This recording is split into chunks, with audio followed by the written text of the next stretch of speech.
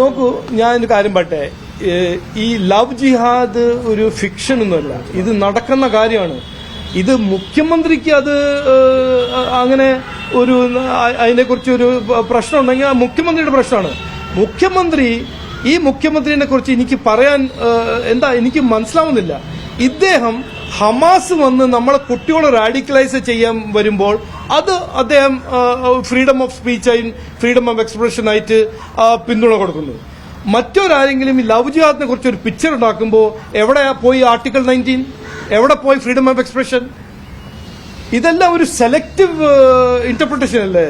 ഭരണഘടന ആണെങ്കിൽ എല്ലാവരും അതിന് കൺസിസ്റ്റന്റ് ആയിട്ട് ഫോളോ ചെയ്യണം. ഹമാസ് ഇവിടെ വരുമ്പോൾ അദ്ദേഹത്തിന് ഒരു പ്രശ്നമില്ല.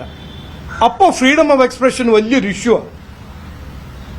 ഇവിടെ നടക്കുന്ന പാർലമെന്റിന്റെ പുറത്ത് അവരുടെ എംപിമാരെല്ലാം ഫാസിസം എന്ന് പറഞ്ഞ് നടക്കുന്നത് എന്തിനാ? ഭരണഘടന എടുത്ത് നടക്കുന്നത് എന്തിനാ? അപ്പൊ ഇവിടെ ഈ നാട്ടിൽ പിക്ചർ ലവ് ജിഹാദിനെ കുറിച്ചൊരു പിക്ചർ ഉണ്ടാക്കാൻ ആർക്കും അവകാശമില്ലേ? അല്ല, ബഹുമാനപ്പെട്ട മുഖ്യമന്ത്രിക്ക് അത് ഇഷ്ടമല്ലെങ്കിൽ കാണണ്ട. ആരാണ് നിർബന്ധിക്കുന്നത്? അല്ല, അത് ഒരാള് പിക്ചർ ഉണ്ടാക്കുന്നു, അത് അദ്ദേഹത്തിന്റെ അവകാശമല്ല ഒരു പിക്ചർ ഉണ്ടാക്കാൻ.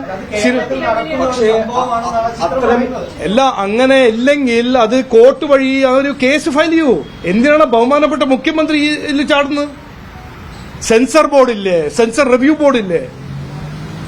അല്ല, ഞാൻ ഹമാസിനെ കുറിച്ച് പറഞ്ഞപ്പോൾ ഞാനൊരു വർഗീയവാദിയാണെന്ന് ആര് പറഞ്ഞത്? മുഖ്യമന്ത്രി അല്ല പറഞ്ഞത്. അപ്പൊ ഞാൻ എന്താ പറഞ്ഞത്? വർഗീയവാദിയാണെന്നോ മുഖ്യമന്ത്രി? ഇതെല്ലാം ഒരു ഇരട്ടത്താപ്പാണ്. നിങ്ങൾക്ക് രാഷ്ട്രീയം ചെയ്യണമെങ്കിൽ ഒരു പ്രിൻസിപ്പളിലായിട്ട് രാഷ്ട്രീയം ചെയ്യണം. ഫ്രീഡം ഓഫ് എക്സ്പ്രഷൻ ഒരു ആൾക്ക്, ഹമാസിന്റെ വൈസ് പ്രസിഡന്റിന് ഫ്രീഡം ഓഫ് എക്സ്പ്രഷൻ ഉണ്ടെന്ന് പറഞ്ഞാൽ മുഖ്യമന്ത്രി അല്ലേ? എന്നാ പിന്നെ ഇവർക്കില്ലേ ഫ്രീഡം ഓഫ് എക്സ്പ്രഷൻ? ഇതെന്താണ്? അല്ല, നിങ്ങളുടെ വോട്ട് ബാങ്കിന്റെ എതിരെ ഒരു പിക്ചർ വന്നാൽ, നിങ്ങൾ വോട്ട് ബാങ്ക് പിടിക്കാൻ നോക്കുന്ന ഒരു പിക്ചർ വന്നാൽ അതൊരു തെറ്റാണ്. പക്ഷെ ഹമാസ് ഇവിടെ വന്ന് ജമാഅത്തെ ഇസ്ലാമി SDPIന്റെ പിന്തുണ എടുത്ത് എലക്ഷൻ ചെയ്യുന്നവർക്ക് അതിനെക്കുറിച്ചൊന്നും പറയാൻ പാടില്ല. കാരണം അത് ഞങ്ങൾ വർഗീയവാദിയാവും പറഞ്ഞാൽ. ഈ ഇരട്ടത്താപ്പ് ഞാൻ സമ്മതിക്കില്ല. BJP NDA സമ്മതിക്കില്ല. ഇതിനെക്കുറിച്ച് ഡിബേറ്റ് ചെയ്യാൻ ധൈര്യം ഉണ്ടെങ്കിൽ ഡിബേറ്റ് ചെയ്യാം. ഞാൻ മാധ്യമ സുഹൃത്തോട് പറഞ്ഞു, ഇക്കോണമിയാണോ വർഗീയവാദിയാണോ മതേതരത്വമാണോ, ഞങ്ങൾ ഓരോരോ ഇഷ്യൂ ഡിബേറ്റ് ചെയ്യാൻ തയ്യാറാണ്. ബഹുമാനപ്പെട്ട മുഖ്യമന്ത്രിയോട് പറയൂ ഇറങ്ങി വരാൻ.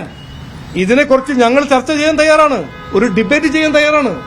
ആരാണ് ഇവിടെ വർഗീയവാദി, ആരാണ് ശരിക്കും ഭരണഘടനാ പ്രകാരം എല്ലാവരോടൊപ്പം എല്ലാവർക്കും വേണ്ടി പ്രവർത്തിക്കുന്ന ഏത് രാഷ്ട്രീയ പാർട്ടിയാണ്? ഞങ്ങൾ ഡിബേറ്റ് ചെയ്യാൻ തയ്യാറാണ്.